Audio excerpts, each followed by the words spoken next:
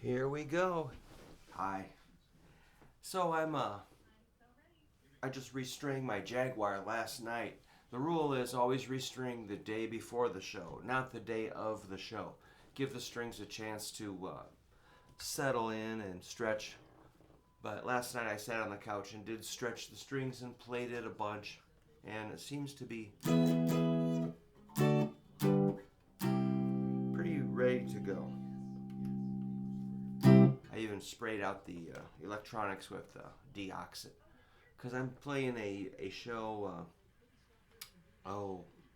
at the McGrath Amphitheater opening for a Flock of Seagulls tonight and some other big old band, you know.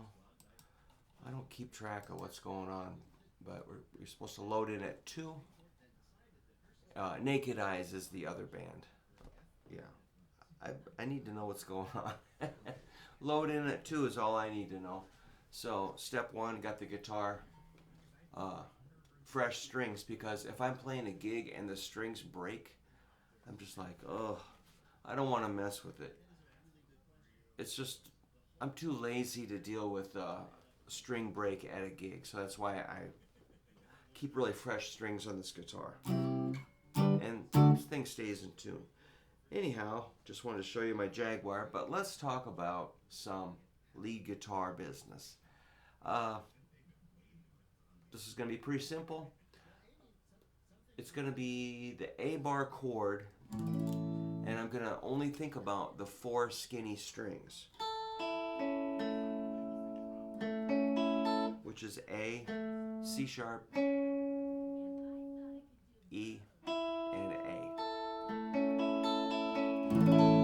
Make sure you can do that.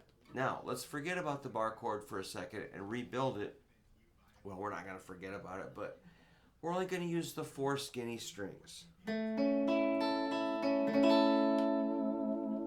Okay, I'm moving slow so everybody can follow. I don't want to jump ahead and leave anybody out. So, again, that's a A, C sharp, E,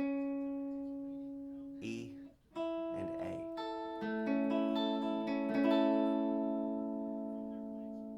If we're going to play like a chord progression, there's a good chance you're going to go to a D. So using that shape, you're just going to take it up here. It's kind of like yoga. I don't like to start yoga too violently, you know. We're just easing our way into it.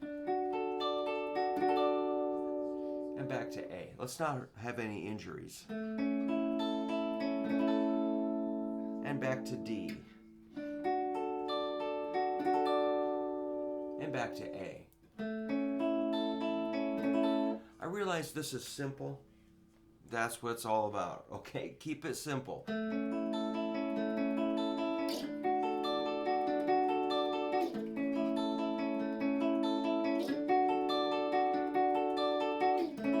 So we call that going from the 1 to the 4. A to D. The 1 and the 4. 1, 4, 1, 4. A to D.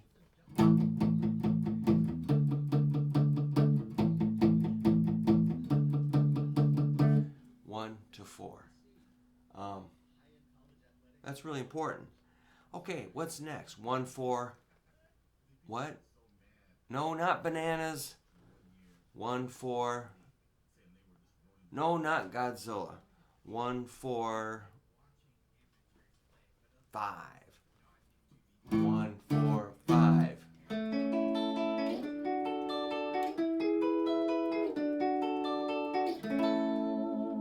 That's pretty fun. Even though I've known it for about this for 44 years, I still use it. So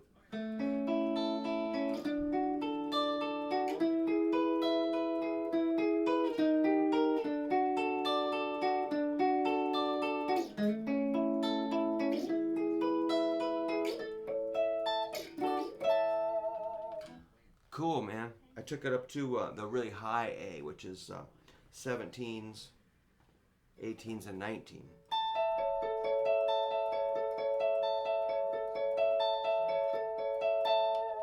If that's A, what's this?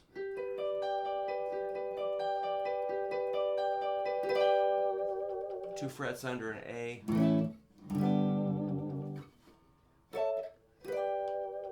Yes, that's right, it's a G.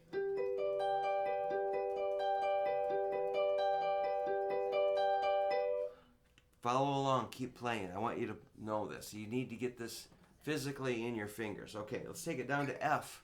F is at the 13th fret. 13s, 14s, and 15s.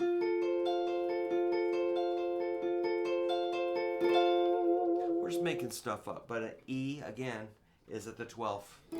12, 13, 14.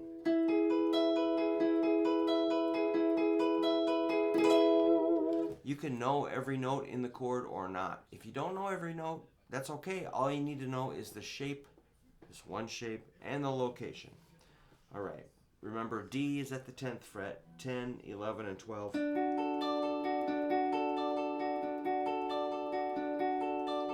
C is at the 8th fret, 8, 9, and 10.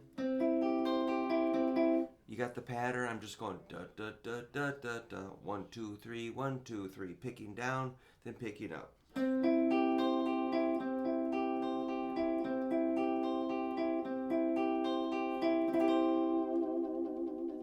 the B is at the 7th fret. 7, 8, and 9.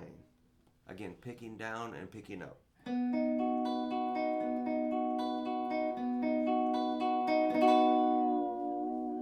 And 2 frets down is back to that A. All right, everybody get that shape? To me, it looks like a stair step. Right there. There's the top of the porch.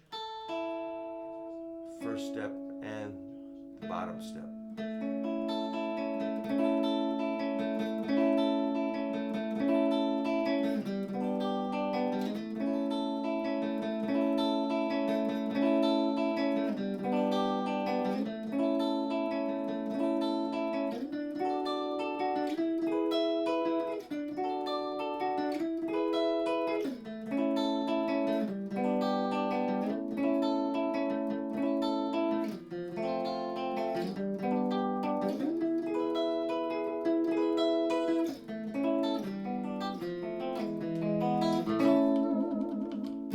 So I was making stuff up right there, which nothing was revolutionary or overly progressive, but I could kind of hear the next idea or the next place I wanted to go, you know.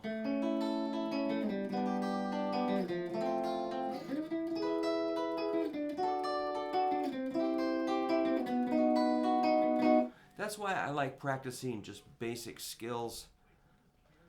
Yeah, I like to play songs too, but you know, a song is a big commitment. You know, you have to have a beginning, a middle part, and an end, and it's like, oh man, too much. I like to I'm much more happy improvising. But I'm lucky I do have songs I can play. So these are the basic shapes you can use when you make lead guitar stuff, like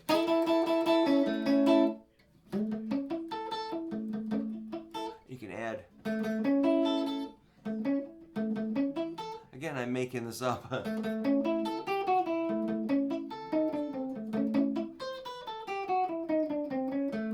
right, that didn't work perfectly, but you know, I'm willing to take a chance with this.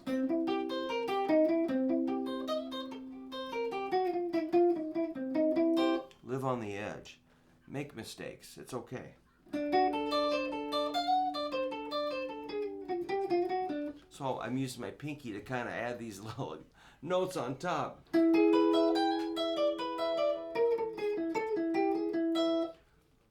So I'm just kind of adding blue notes or little expressive color notes on top of the shape. These notes, I think I can explain this. They're like scale tones or whatever. They don't have to fit right into. You don't have to explain everything with a scale. If it sounds good, it's good. So here's. That's pretty crazy, but that's rock and roll. You're like, wait a minute, that note sounds out of tune. Yes, it is sour. It's a blue note. Like a...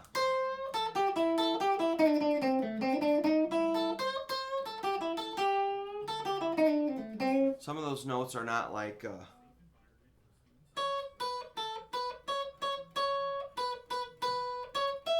that's not sour. That's nice and sweet. If you're into that, that's fine. But this is more raunchy. Like, so you add your pinky on the this is A chord. Add your pinky on the 8th fret of the 1st string. As you wish. Second, oh, you can go 8th fret and 7th.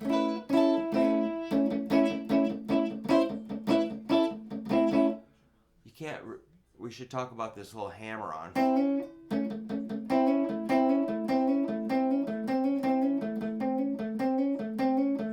That's the 3rd string going from 5th to 6th fret. C to C sharp.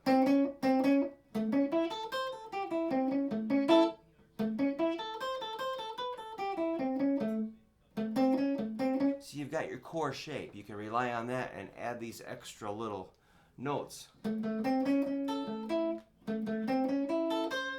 I'm kind of rewiring my brain right as I do this instructional demonstration. I'm thinking of new things here.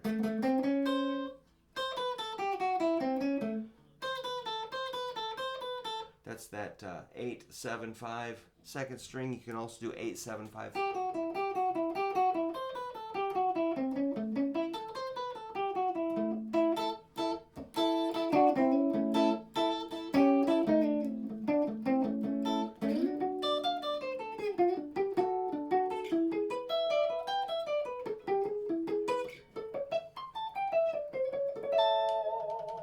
So I'm just moving around with those shapes, you know. This isn't the greatest thing I've ever played in my life, but that's kind of what you can do to make the shape sound a little more expressive. I mean, the most obvious one is and if you want it to sound really safe,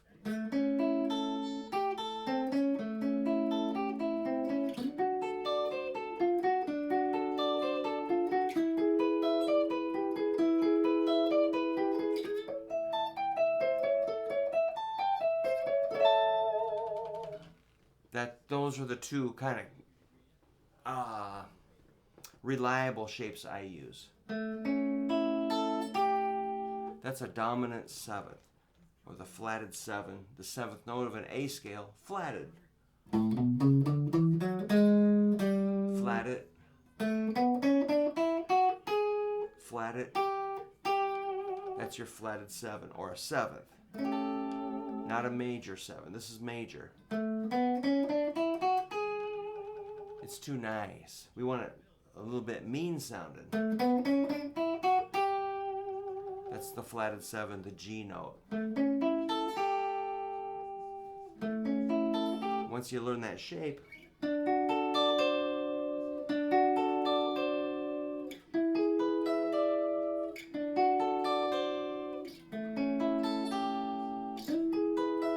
yeah.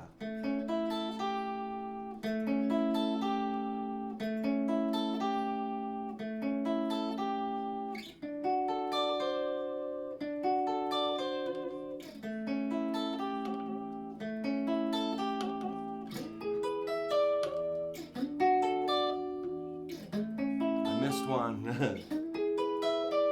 That's a lot of pressure to hold that down. My muscle is aching here. But here's my break. Okay, back at it. Then I throw in that groovy minor 3rd to a major 3rd. A major 3rd, 1, 2, 3, major. But if you make it minor, sounds a lot more like gnarly.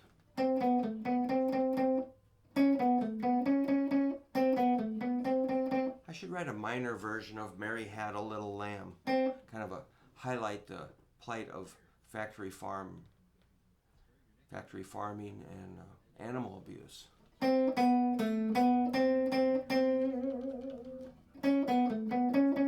Anyway, we're going to go from minor 3rd to major 3rd.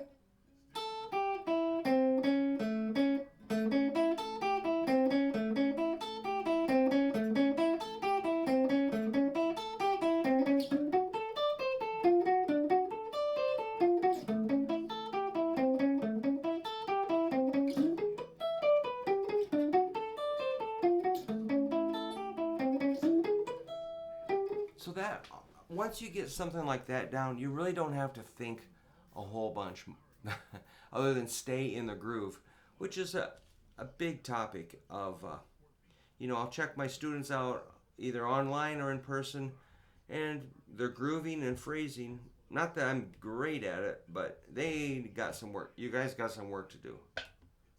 So, like metronome. And most of you guys are like, yeah, I've got a metronome. Yeah, man, I invested. Like, are you using it? Well, I've got a metronome. You really got to get into that dumb thing. All right, I lost it. All right, I'll play with the metronome.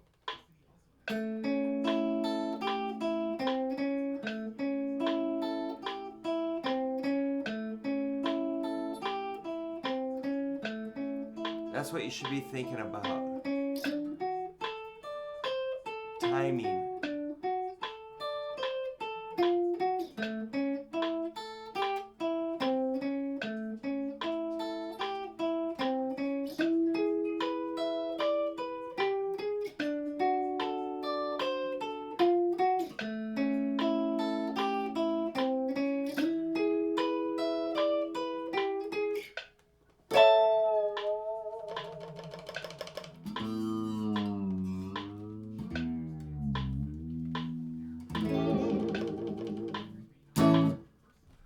Hey man, this was a good thing for me today to do this demonstration because I needed to make sure my guitar is ready to stay in tune at this big concert. And then we're going to play a second concert after that at Iowa Brewing Company, where they brew Surf Zombies IPA, which we may have to sample a small amount for quality assurance. Because we are professionals, So, last thing I want to do is deal with a broken string or out of tune. So, anyhow, make sure your guitar's in tune. Make sure it's working well. Make sure your strings are in good shape. Make sure your fingers are warmed up, and make sure you know your shapes. And then lock it in with some timing. Okay. So play real simple stuff. I mean, we literally use these shapes all the time. And if you see us play, you'll see a lot of notes and a lot of, we play in like all 12 keys. We play quite a few chords and a lot of lead guitar stuff. It's all lead guitar, no vocals, all originals. And we use this shape all the time. We almost make a living off this band. So I'm just telling you, that's all I know is this shape will get you through a lot of musical situations. Okay. All right. Well, I'm gonna go play with my new kitty, which I'll bring her over. Hey, kitty, if she'll let me. I think she will. How you doing, kitten? Come here. Come here. Here she is. The fresh kitten. Her right ear got bit or something, and so they had to reshape it so it's a little shorter. But